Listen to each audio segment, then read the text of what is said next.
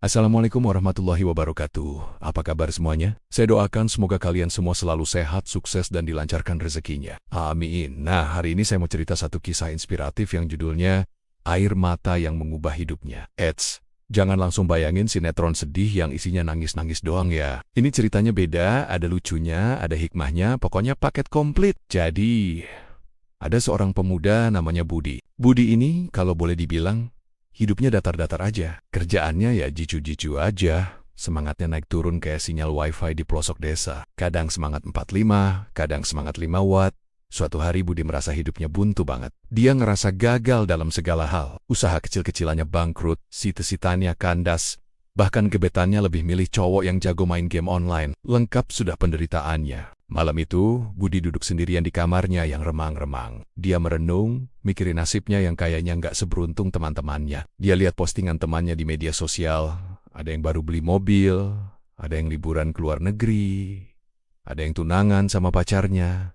Sementara dia, jangankan beli mobil, bayar cicilan panci aja masih sering telat. Saking galaunya, tanpa sadar air matanya mulai menetes. 1 tetes, 2 tetes, lama-lama jadi kayak air terjun mini di pipinya. Dia nangis sesenggukan, ngeluarin semua unek-uneknya.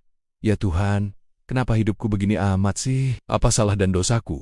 Gitu kira-kira ratapannya. Dia nangis sampai capek, sampai matanya bengkak, sampai ingusnya meler kemana-mana. Pokoknya, malam itu adalah malam tergalau dalam sejarah hidup Budi. Setelah energinya habis buat nangis, dia ketiduran di meja belajarnya. Anehnya, pas bangun pagi, Budi ngerasa ada yang beda. Dadanya terasa lebih plong, lebih lega. Beban yang selama ini dia pikul sirolala ikut larut bersama air matanya semalam. Dia lihat cermin, mukanya emang sembab kayak habis digebukin tawon, tapi hatinya terasa lebih ringan. Dari situ, Budi sadar satu hal.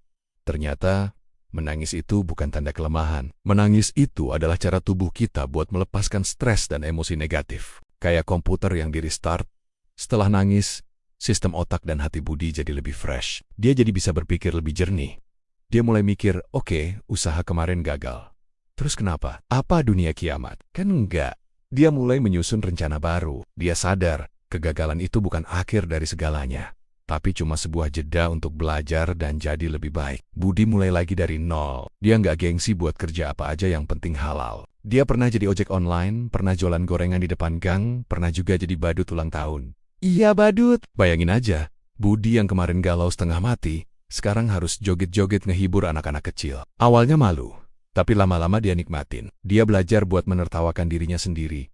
Belajar buat nggak terlalu serius sama hidup. Dia sadar, kebahagiaan itu sederhana. Melihat anak-anak tertawa karena tingkah konyolnya sebagai badut, ternyata bisa bikin dia lupa sama semua masalahnya. Setiap kali merasa lelah atau mau menyerah, Budi selalu ingat malam di mana dia menangis hebat itu. Dia nggak mau kembali ke titik terendah itu lagi. Air mata malam itu jadi semacam bahan bakar buat dia. Bukan buat meratapi nasib, tapi buat membuktikan bahwa dia bisa bangkit. Dia jadi lebih ulet, lebih sabar, dan yang paling penting, lebih bersyukur. Dulu, dia selalu lihat ke atas, membandingkan diri dengan orang yang lebih sukses. Sekarang, dia lebih sering lihat ke bawah, bersyukur atas apa yang dia punya. Sekecil apapun itu, pelan-pelan tapi pasti, hidup Budi mulai membaik. Dari hasil kerja kerasnya, dia bisa buka lagi usaha kecil-kecilan. Kali ini bukan usaha yang muluk-muluk, tapi usaha yang dia kuasai dan dia sukai, yaitu catering makanan rumahan. Resepnya dia dapat dari ibunya. Ternyata, masakannya disukai banyak orang. Usahanya berkembang, dari mulut ke mulut, dari pesanan kecil sampai pesanan acara besar. Budi yang dulu sering telat bayar cicilan panci, sekarang malah jadi supplier panci buat ibu-ibu di kompleksnya. Keren gak tuh? Suatu hari, dia ketemu lagi sama gebetannya yang dulu ninggalin dia. Si cewek kaget lihat perubahan Budi. Budi yang sekarang lebih percaya diri, lebih mapan, dan yang paling penting, auranya lebih positif. Si cewek coba ngajak balikan. Tahu apa jawaban Budi? Dengan senyum yang tulus, Budi bilang, "Maaf, aku sekarang lagi fokus membangun masa depanku, dan aku sudah menemukan kebahagiaanku sendiri." Boom, kena mental kan si cewek. Budi sudah nggak peduli lagi, karena dia sadar, kebahagiaannya nggak bergantung pada orang lain. Nah, dari cerita Budi ini, ada banyak banget pelajaran yang bisa kita ambil. Pertama, nggak apa-apa kok untuk merasa sedih dan menangis. Itu manusiawi, jangan dipendam. Keluarkan saja, anggap itu proses detoksifikasi emosi. Setelah itu, bangkit dan jangan biarkan kesedihan itu berlarut-larut. Kedua, kegagalan itu bukan vonis mati. Itu cuma cara Tuhan buat bilang, coba jalan yang lain deh, yang ini lagi macet. Jadi, jangan takut gagal. Takutlah kalau kita nggak pernah mencoba sama sekali.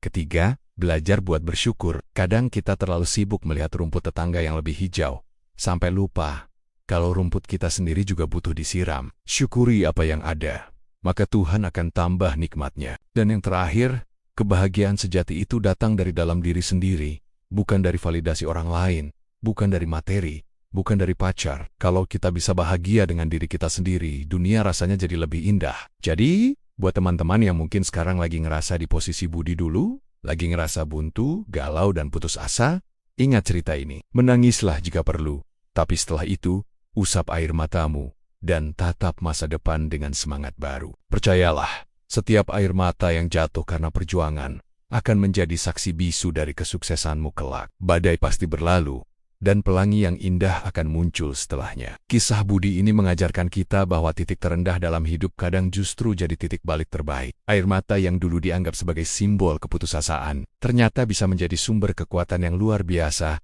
untuk mengubah hidup. Jadi, jangan pernah remehkan kekuatan sebuah tangisan yang tulus, yang dilanjutkan dengan tekad untuk bangkit kembali. Siapa tahu, air mata kalian hari ini adalah awal dari cerita sukses kalian di masa depan. Oke deh, sekian dulu cerita inspiratif, campur humor dari saya hari ini. Semoga bisa memberikan sedikit pencerahan dan semangat buat kita semua ya. Jangan lupa untuk menekan tombol like. Jika kalian suka dengan video ini, tinggalkan komentar di bawah. Mungkin kalian punya cerita serupa, atau mau request cerita apa lagi selanjutnya. Dan yang paling penting, jangan lupa subscribe channel ini biar kalian gak ketinggalan cerita-cerita seru lainnya. Terima kasih banyak sudah menonton. Assalamualaikum warahmatullahi wabarakatuh.